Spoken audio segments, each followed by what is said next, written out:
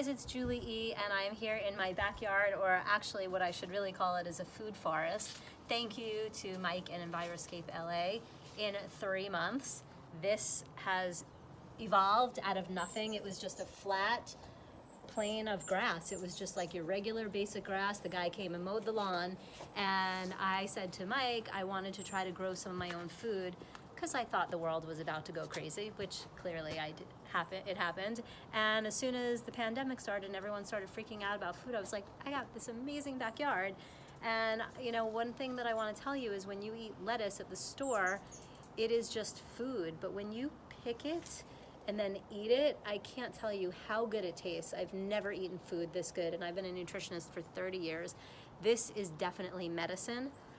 It is so good. I want everyone to have at least a miniature version of this in your yard, on your patio, at the side of your house.